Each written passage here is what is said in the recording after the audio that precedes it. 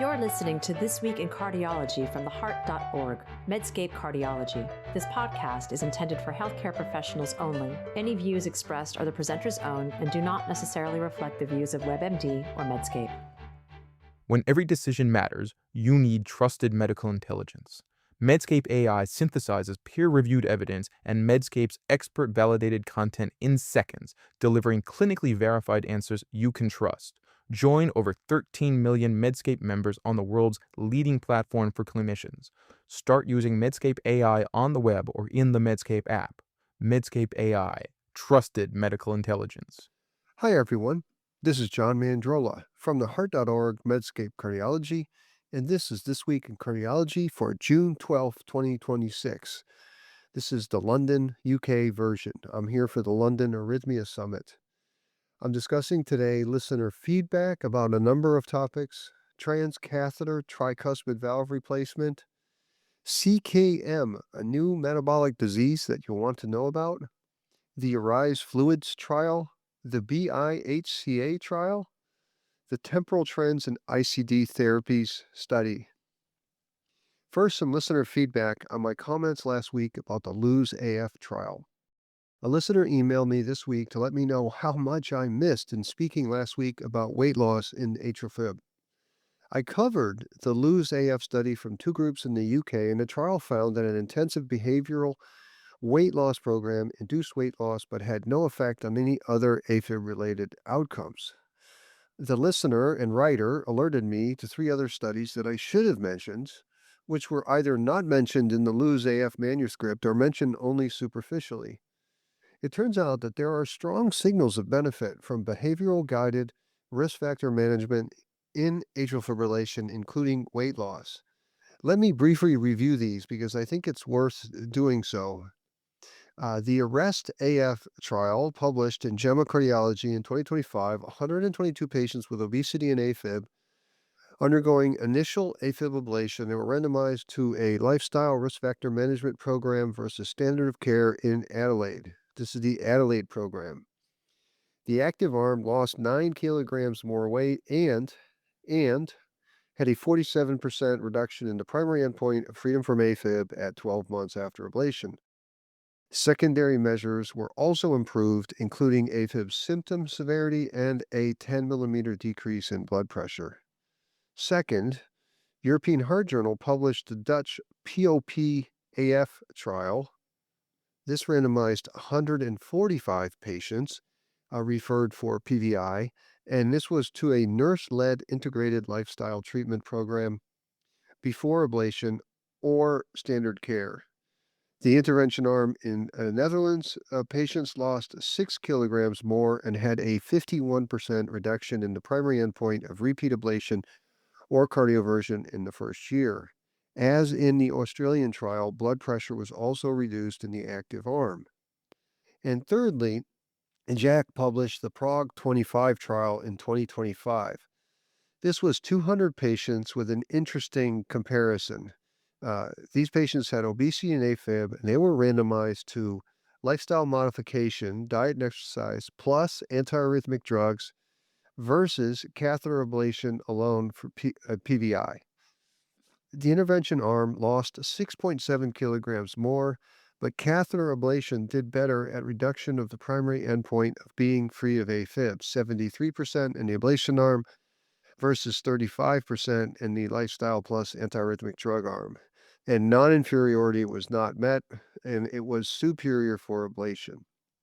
I actually covered this trial last summer, and my take was that even though it sits in JAC as a negative trial for lifestyle risk factor management, the AFib burden and quality of life scores were similar in Prague, and the lifestyle management group lost more weight, had better hemoglobin A1C, and even a better VO2 max on the treadmill.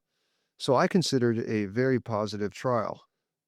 Now, all of these positive trials have serious limitations in that they are small, mostly single center, and obviously unblinded. They are at risk, therefore, for the normal performance bias seen in pragmatic trials. That said, though, regardless of AFib outcomes, the lifestyle interventions resulted in superior metabolic health, and that may be as important as AFib outcomes. Imagine a future where these interventions are combined with GLP-1s, and honestly, this might slow the AFib epidemic. All right, I also had feedback on my comments on the FLECA ED trial.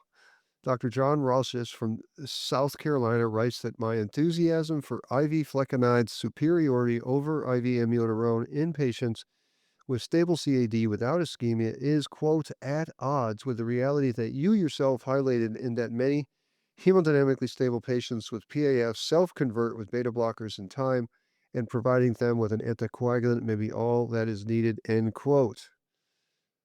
JR worries that if IV flecainide were let loose in the real world, where many EDs have no cardiology support, safety may be an issue, and I always agree with safety concerns.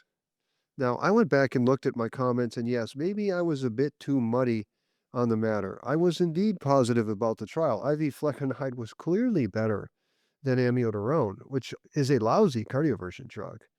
But then I noted that the Race 7 Dutch trial showing clear benefits of delaying cardioversion versus early cardioversion. I guess I would clarify these statements by saying that the vast majority of patients with new early AFib can be managed with time, reassurance, and follow-up.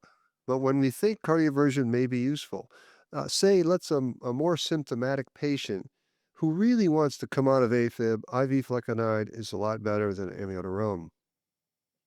Finally, on feedback, my comments on the negative Aleve HF trial, and this was of the ILR, implantable loop recorder guided management of heart failure. This from Dr. Mark Lewis Baker. I offer his comments with a direct quote. It's so good that I really have nothing more intelligent to add. He nails the human nature part of caring for people in medicine. Quote, the problem with heart failure is really a social one. When there's a disconnect between the alert and the intervention, as mentioned in this recent trial, it is because there aren't enough people to care for heart failure. And the failure of cardiomems, for instance, and complaints from the FDA about company nurses displays this problem. The company nurses offered good interventions not thought of by the burned out staff in the trial. He continues, doctors want to fix things. It's why we do ablations and stents, and heart failure doesn't offer that immediate gratification. A device monitor can help alleviate the strain of the chronic care team and very bluntly can help with funding for a problem that nobody wants to pay for. It's not a sexy problem identified with celebrities and youth. Humans want to help other humans, but they also want to see their intervention have effect in a short attention span period. That doesn't happen with heart failure therapy. Someone has a heart attack, you open the artery, and you feel good about what you did. As silly as this sounds, until heart failure and other chronic medical issues are made to satisfy the mental health of their caregivers, this problem will persist. If we continue to ignore the mental health of our caregivers who treat these chronic conditions, these problems persist. Thank you, Dr. Mark Lewis Baker. All right, first topic for today is transcatheter tricuspid valve replacement. The TRISCEND-2 trialists have published a paper on the cost of adverse events after transcatheter tricuspid valve replacement with the Edwards EVOC valve. They analyzed 155 patients who had the valve as part of the TRISCEND-2 study. The main reason I highlight this cost of adverse events study is that the frequency and severity of the adverse events shocked me, truly. I think it's worth going back to the original TRISCEND-2 trial and think about this intervention. As always, the three tenets of tricuspid regurgitation hold true. A, TR is common and contributes to serious morbidity in patients with heart failure. B, TR is almost always secondary to the adaptive or maladaptive processes of RV and LV adaptation in heart failure. And C, surgical intervention for isolated TR is a highly morbid procedure. Percutaneous strategies therefore hold great promise, but since there are so many patients with TR and doctors make money from doing these procedures, the risk of indication creep and overuse is real. As you all know, I look at this problem as a neutral Martian. I don't do these procedures, though I often get involved after the patient has heart block and then needs a pacemaker. New England Journal of Medicine published the original TRISCEND 2 trial in October 2024. About 400 patients with symptomatic TR randomized in a 2-to-1 ratio to the tricuspid valve replacement with EVOC or medical therapy alone. A hierarchical composite endpoint of death, RV assist device, post-index tricuspid valve intervention, hospitalization for heart failure, improvement in KCCQ, improvement in New York Heart Association functional class, and 30 seconds gain on a 6-minute walk test favored the valve replacement group. Of course it did. The win ratio analysis, however, was driven by valve interventions, KCCQ, and New York Heart Association improvement, all subjective endpoints vulnerable to the bias of an open-label trial done at centers that love doing interventions, and open label where one group gets a big procedure and the other group gets white tablets. More objective endpoints, such as death, heart failure hospitalizations, and 6-minute walk test, were not different. As for safety, get this. Severe bleeding occurred in 15.4% of patients in the valve replacement group and in 5.3% of those in the control group. Highly significant p-value. And permanent pacing occurred in 17.8% of patients in the valve arm versus 2.3% in the control arm. In the follow-up studies, where only 155 patients of the 259 total had available cost data, the authors report that complication occurred in 20% of patients, most commonly new pacemaker or severe bleeding. Pause there. 1 in 5 patients had severe adverse events. Now, not surprising if these add substantial cost to the procedure. The paper did not tally any extra costs in the control arm, likely because there were so few compared with the valve replacement arm. Now, the new paper in structural heart doesn't really add much to our knowledge. Rather, it brought my attention to how bad this procedure is. I mean, what are we doing? The seminal trial, TRISCEND 2, finds no difference in objective endpoints such as death. There wasn't even a reduction in heart failure hospitalizations, which that too is remarkable because this endpoint is highly susceptible to bias. Now, if you have this valve versus medical therapy, you are 9 times more likely to need a pacemaker. And not an easy pacemaker, by the way, because we don't put leads through the valve replacement, and that means a leadless pacemaker or a CS lead.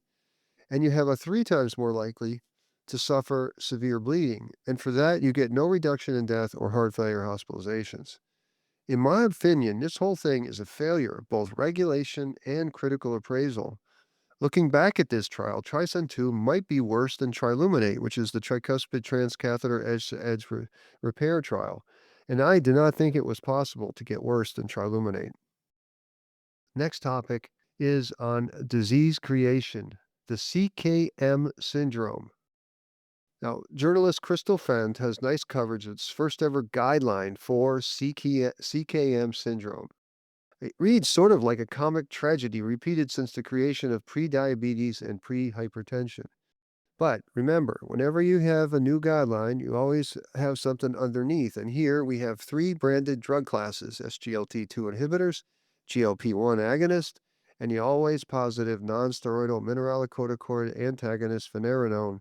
So if we have these 3 branded drugs to sell, we must have to create a disease. Enter CKM, or cardiovascular kidney metabolic syndrome. I kid you not. No longer, my friends, should CV health be separated from metabolic and kidney health. It's all one disease now. CKM comes in 4 stages. You'll love this. Stage 1, a person is just obese. Okay. Stage 2, obese with high blood pressure, triglycerides, or diabetes. Stage 3, CKM is, quote, with subclinical CV disease and CKM risk factors such as a high prevent score or very high kidney disease risk by being, and get this, I don't want to quote this, I'm going to read this slowly because I can't believe it. Kidney stages G3A with A3, G3B with A2, A3, or G4, G5 range. I swear that I read that as written. That's not me having a TIA. And then, of course, stage 4 includes having disease, atherosclerotic cardiovascular disease, or heart failure, or stroke, or PAD, or even AFib with obesity. Now, figure 4 in the circulation guideline paper is a quote CPR framework. Calculate, personalize, reclassify CPR framework for primary prevention of cardiovascular disease. This figure has 7 rows, 10 columns, and 20 decision arrows at least. And my criticism of this is similar to the lipid guidelines. It's too complex and too self-evident. Come on. I mean, you have 3 stages of this new syndrome, and not one of them has any disease. They just have abnormal lab values. I mean, you can be obese, minimally mobile, a smoker, and if all your labs are okay, you barely have CKM.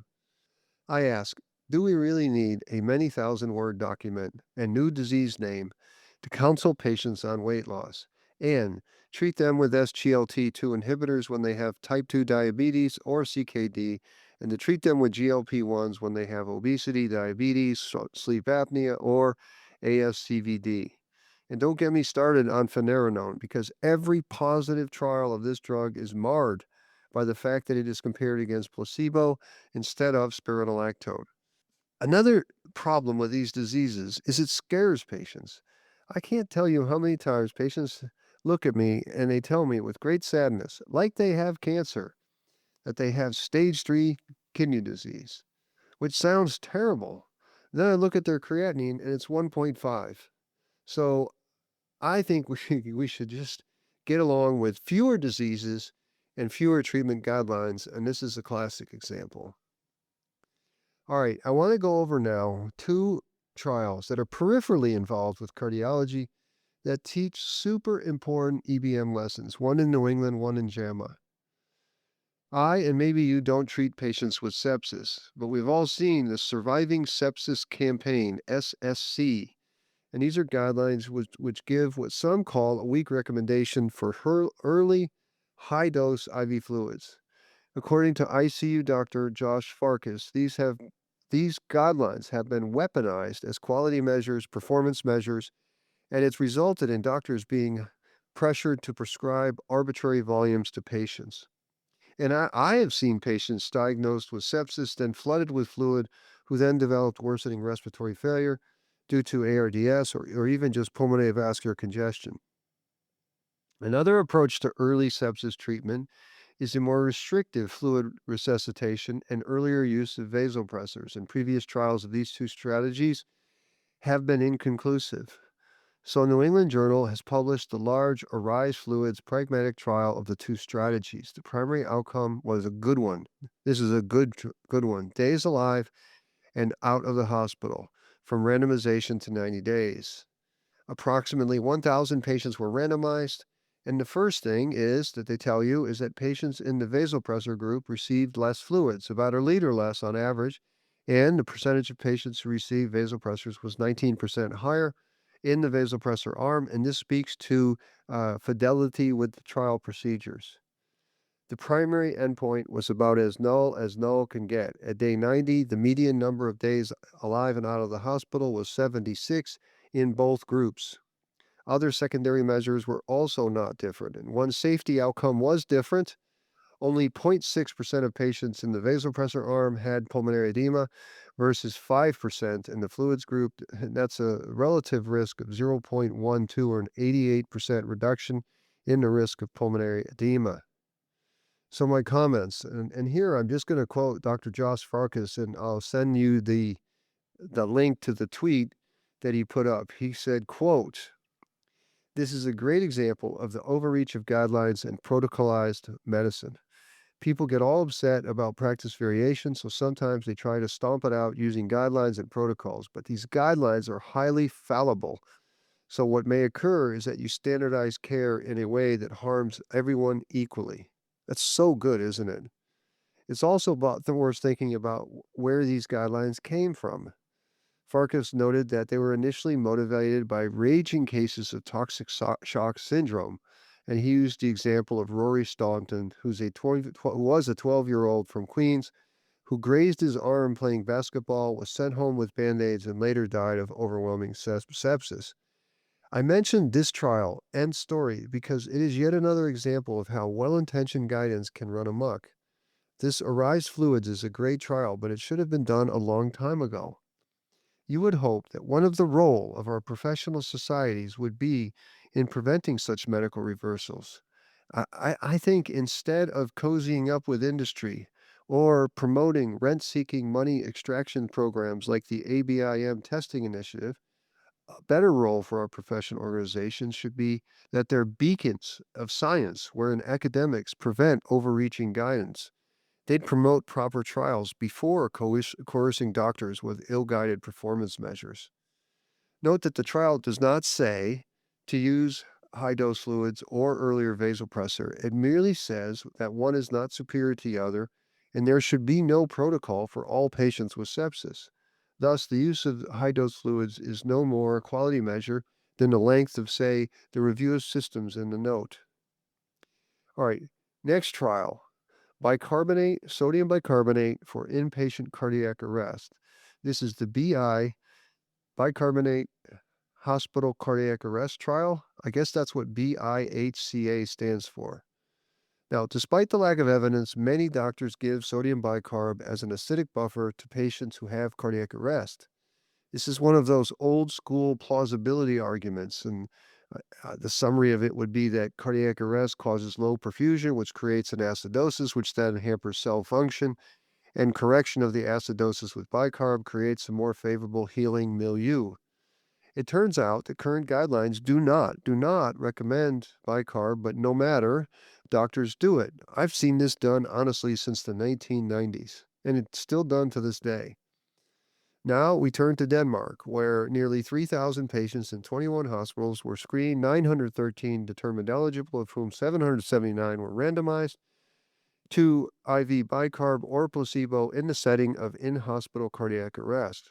The primary endpoint of return of spontaneous circulation occurred in 39% in the bicarb group, 37% in the placebo arm, and you don't need statistics, but if you'd like, that's a risk ratio of 1.05 with lower bound 95% confidence interval 0.88 to 1.24, p-value 0.62.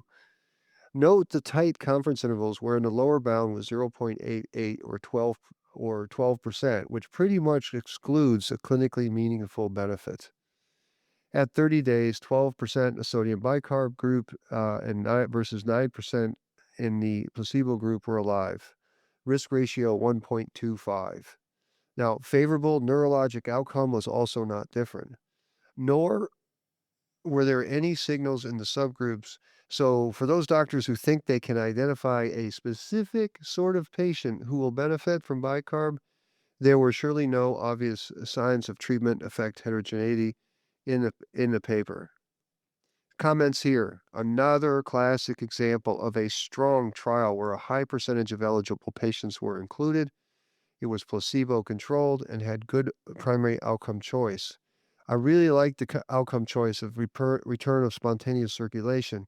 It's better endpoint for one dose of bicarb than, say, favorable neurologic outcome, because obtaining a favorable neurologic outcome is down the road, and between the IV infusion and down the road, there are many confounding factors on that causal pathway. If effective, bicarb is supposed to aid in the immediate recovery. That makes return of spontaneous circulation a better outcome, and it's good thinking about the choice of primary endpoints. This reversal in medical practice is even stronger than the sepsis reversal because there was actually zero prior evidence that bicarb was effective. So now you have a terribly pessimistic prior distribution and combined with very strong null data showing no benefit. So if you combine those two curves for a posterior distribution would yield absolutely no reason to use this intervention in cardiac arrest. In fact, I think after this data, the use of bicarb for in-hospital cardiac arrest may be a marker for a dumb clinician who does not use evidence. Okay, final topic today is about the decline of ventricular tachycardia in patients with heart failure. Europace has published a super nice observational study from the EP group in Basel, who consistently put out great work, both in the form of observational studies and trials. The paper is titled Contemporary Trends and Outcomes in European ICD Recipients, a 15-year analysis. The research idea is to understand temporal trends and how the ICD is functioning. It's important, right? Because the seminal trials of ICD benefit in patients with heart failure were done more than 25 years ago, and heart failure therapy has improved quite a bit. This was in two centers, Erasmus in the Netherlands and Basel University Hospital in Switzerland. The group analyzed just under 2,200 patients with the ICD implant. About 60% had had the ICD for primary prevention. The total time period that they looked at this was from 2002 to 2017, broken into four time periods. That was '02 to '05, '06 to '09, 10 to 13, and 2014 to 2017. And the primary outcome was first appropriate ICD therapy. It could be ATP, anti-tachycardia pacing, or shock for ventricular tachycardia, or ventricular fibrillation censored at 60 months. Now, the baseline characteristics yielded some expected findings. Recipients had modestly higher left ventricular ejection fraction and better functional status with higher GDMT uptake over the years. The key finding was that at 60 months, appropriate ICD therapy declined from 35.7% in the oldest time period, '02 to '05, to 20.2% in 2014 to 2017, driven by fewer VT events. They went from 29.8 to 12.7, whereas VF remained low and did not change materially. Overall mortality did not differ significantly across the time bars, but the proportion of deaths classified as arrhythmic deaths decreased. In adjusted analysis, the QRS duration independently predicted ICD therapy, whereas left ventricular ejection fraction was not independently associated. Later implantation eras had lower odds of therapy. So my comments is, the first thing to say about this is an excellent use of observational data. It doesn't try to compare two therapies, it just tells an important story that the amount of ventricular arrhythmia in heart failure is plummeting. It confirms an important observation from the heart failure trialists who published in the New England Journal of Medicine in 2017. This is also a seminal paper, first author Shen et al., and I'll link to it, that when that group looked at 40,000 patients enrolled in heart failure trials from 1995 through 2014, the rate of sudden cardiac death has declined substantially. Specifically, in the observational study of RCTs in heart failure, the cumulative incidence of sudden death at 90 days after randomization was 2.4% in the earliest trial versus 1.0 in the most recent trial. Now, the cause of these declines in VT is likely multifactorial, but obviously, surely, better GDMT is a likely reason. Both the Basel analysis and the New England Journal of Medicine analysis end in 2017, but I really wonder if we had another time period, a fifth time period from 217 to 226, I strongly suspect VT would be even lower because medical therapy is even better. Now, that's just a prediction, me thinking. The main teaching point of this data is that the declining rates of VT and sudden death set the stage for new trials, retesting the primary prevention ICD. In an era when heart failure therapy was weak, the proportion of sudden death to heart failure death or all-cause death was high enough that the ICD lowering sudden death was enough to move all-cause death. But now, if VT is occurring less, you'd expect the ICD benefit to be lower. And since the ICD comes with a fixed finite risk, that harm-benefit calculus no longer favors the device. This is exactly what happened in the Danish trial, where non-ischemic cardiomyopathy, there was no ICD benefit. A data like this should strengthen the equipoise needed to enroll in the European PROFID trial of ICD plus guideline-directed medical management versus guideline-directed management alone in ischemic cardiomyopathy patients. We should have the bravery to randomize in trials and reanalyze MADA 2 in the modern era. So that's it for this week in cardiology. As always, I'm grateful that you listened. Thank you. And remember, please take the time to give us a rating, write us a review. The listener feedback this past week was excellent. Send me that if you don't agree with anything. Until next week, from home in Louisville, Kentucky, This is John Mandrola from the Heart.org Medscape Cardiology. You're listening to This Week in Cardiology from the Heart.org, Medscape Cardiology. This podcast is intended for healthcare professionals only. Any views expressed are the presenter's own and do not necessarily reflect the views of WebMD or Medscape.